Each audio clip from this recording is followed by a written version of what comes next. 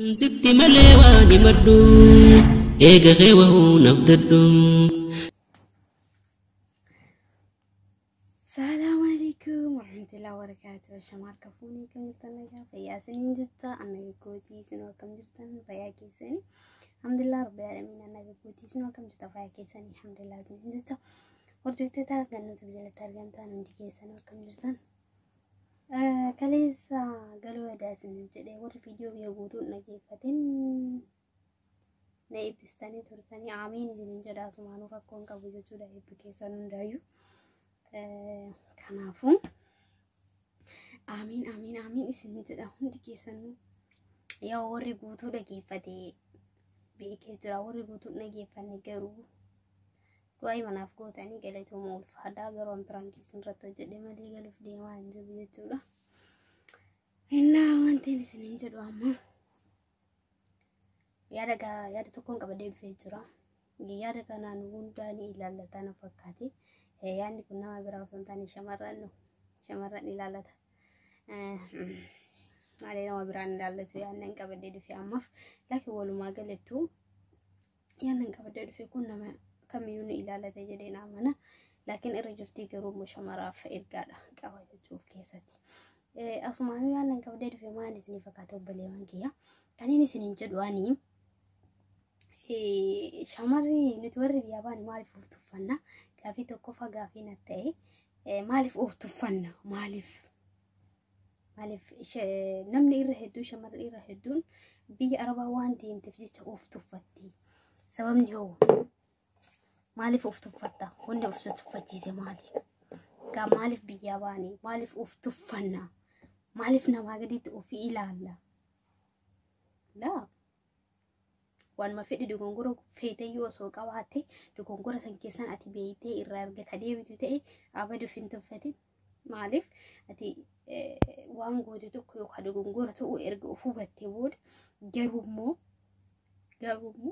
اوف مالف تفن بس مالف اوف تفن مالف بفكي تفتا مالف وجهك تفتا مالف بياباتي وان بياباتو كان رتي مالف افتفتا تو قبا مالف ميسببني كنتي افتفنف مالي جريني كيفي وان مهون دايو كرور اتكافافتو قبو متا كان كيتي ماليدا نما براتي ميت غرو مو جريني كان كيكيستي ديراستاي دالاستاي وان قبدو هندما اتيمبون waan qabdu guutuu ittiin booni jireenyi kan keessatti yoo jireenyi kan amma fakkeenya irra hedduu waa'ee kanarratti maaliif akka kaasee beektani nuti shamara biyya Arabaati akka waan hojii hojjennu kanarratti argitanii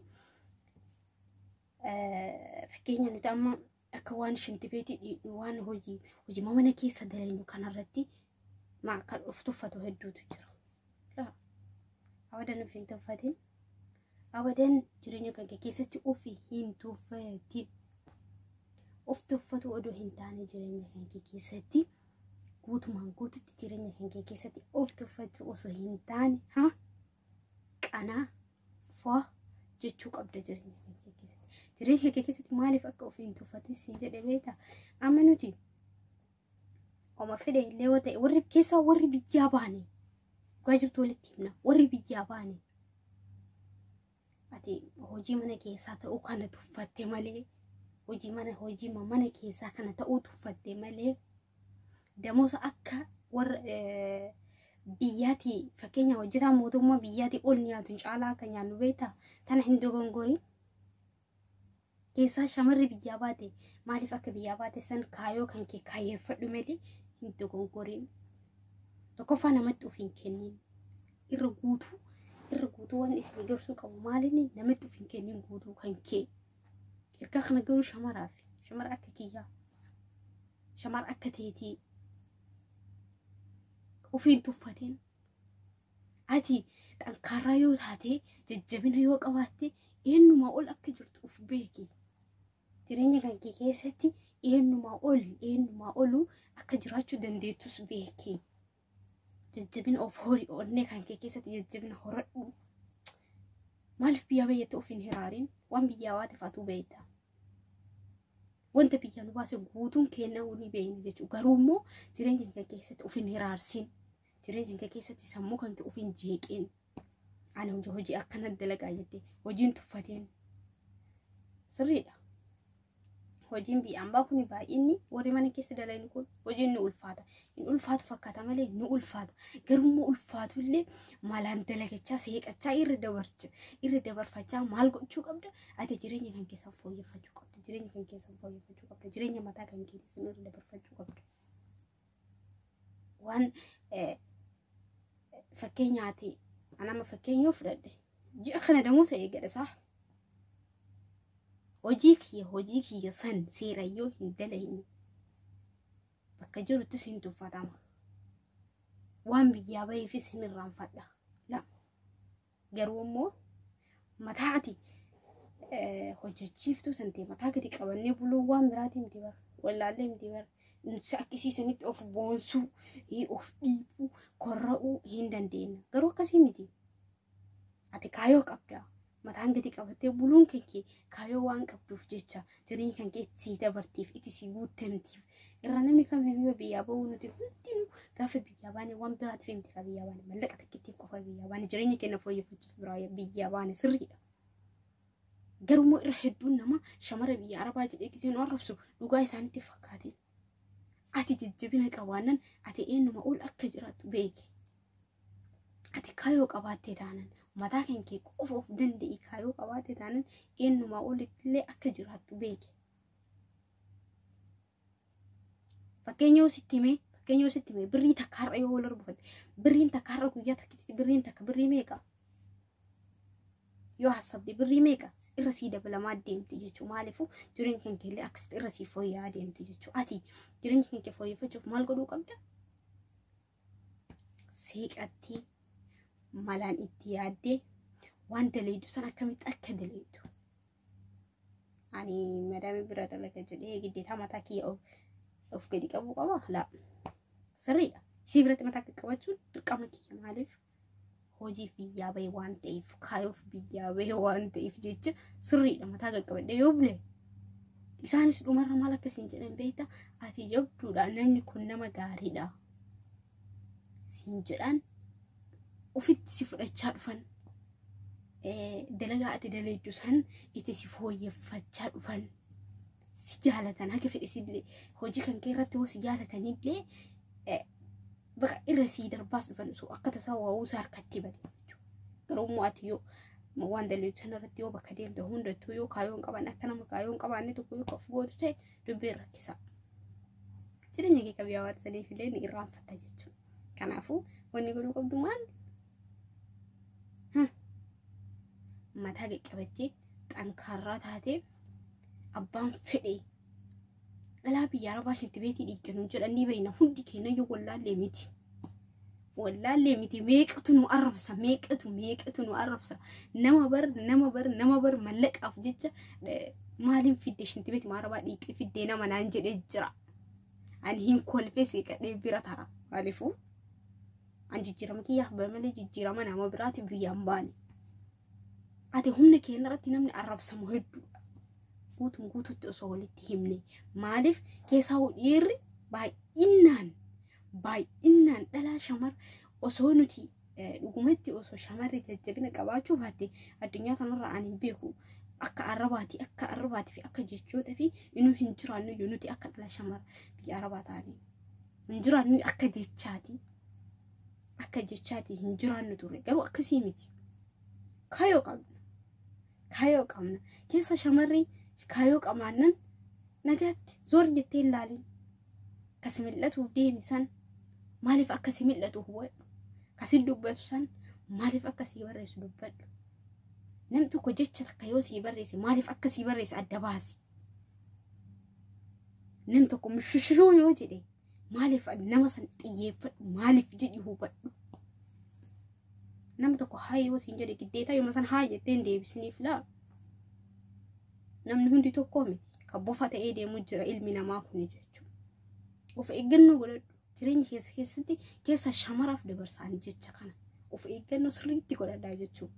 Ilmi namaa gisee ammaa kana ani hin beeku maaliif akka ta'e geessa shamara biyya arabaa yoo jedhani akka malee isaan godha. Garuu akkasii miti dubbii. Ati jireenya hanki keessatti kaayyeffachuu fi jireenya hanki keessatti akkasii tartu yoo qabootu barbaadde mataa hanki bakka daleedu sanitti qaqqabattee garuu immoo tabaru tabiyyaa kan ta'eef fi kaayoo godhattee mataa hanki gaafa galte ol qabatta malee gadi hin qabattu mataa hanki. Garuu sanirratti yoo qalbii qabaatte qofa yoo jajjabina qabaatte fi yoo qalbii qabaatte fi yoo yaadde qofa kanneen hundaa'u yoo hin qabaanne garuu zeeroodha. Maaliifuu jireenya hanki keessatti baraaxaa adeemta. Akkasii miti. Akkitti kaayyeffatu qabdu hojjetteeti qofa. Namni kamuu taa'ee hin fidu hojjettee qofa yoo ta'e. Bakka deemtu hundatti waa hin tuffatin. Waan hojjettu san hin tuffatin. Waan dalagattu san ani maal dalagadhe jedhi. Har'a hoo maal keessa jira jedhi. Hubadhu. Har'a maal dalagee jedhi. Boru maal dalagee jedhi. Har'a hojii kee yoo katuffadhu ta'e fakkeenya bakkuma jiru kanatti hojii kee yoo katuffadhu ta'e eeci jedhee yoo kabira ta'u ta'e boru anuma eeggata anumatu dalaga malee namni biraa dhufee naan dalagu. Maaliif anatu akka kontiraatiitti waan irraa fuudhe jecha hojii kiyya san kabajaadhaan sirraatan yoo dalagu ta'e kabaja qaba bakka deemu hundatti. Garuu gaafa biyya kiyya galee immoo mataa ol qabadhee deemu malee mataa gadi qabadhee deemu. Laakiin ati biyya ambaa keessa dhuftee biyya ambaa keessa dhuftee yoo kaayoo hin qabaanne yoo akkuma argite qof godhaa deemtu taate maal ta'a deemta? Maal ta'a deemta? Har'as mataa gaqqabatta gaafa galteellee mataa gaqqabatta. Garuu akkasii miti. Dubbiin akkasii miti. Mataa ol qabachaa deema malee gadi qabachaa hin deemin. Haga feete bakka dalagaa hin kee waan daleetu san irratti yoo mataa gaqqabattes laakiin immoo gaafa galte mataa akka ol qabattu yaadi. Gaafa galee mataa ol qabadhee deema akka har'aa kana mataa gadi hin qabadu jedhi yaadi. Jireenya kee keessatti mataa gadi hin qabatin iyyuu. Okay? Sirriidha. Waan daleetu san irratti qanaa ittee dalaguu sirrii. Qanaa ittee dalaguu jechuun bar'aati. Injiraami namni kamiyyuu jechuu dalagaa ofii san irratti xankaarraa ta'e jechuun jajjabina qabaate malaan dalaydu immoo waan dalaydu hundaa. Kan manni itti dhaama sagalee keessanitti dheeressee jiru ifa manaa godhaa kutaataan isinitti deebi'a. Sababni sagalee hedduu akkasirra dheeressee jira waan ta'eef jechuudha. Asumaan isiniin jaaladha isiniin kabaja bakka jirtanitti hundi keessanuu naaf jiraadha warri maatii kutaatan. Akkasuma warri maatii akka isiniif ta'uu barbaadan illee rakkoon qaqqabanitti jiran na barreessaa. Like godhaa, subscribe godhaa, share godhaa hundi keessanuu. Isiniin jaaladha isiniin kabaja.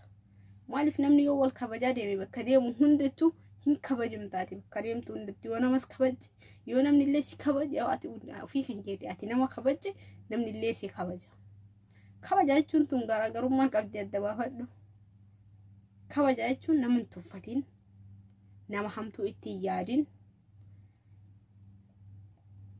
nama jireenya kee abbaa kan deemu irraa fagaadhu. Hiriyaas ta'e dhalaas ta'e dhiiras ta'e naaf hin ta'u hojjeta zim jedhee rumaa godhus kalas. Garuu hamtuu itti yaadin nama san haga dandeettuun gorsi itti mataan kee kaayoo qabaatte.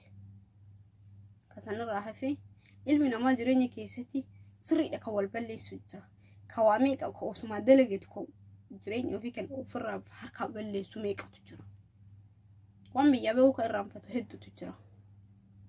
Kanaafuu har'a mataa gaqqabatte boru mataa ol qabatta hin dogongorin. Isiniin jaaladha hundi keessanuu.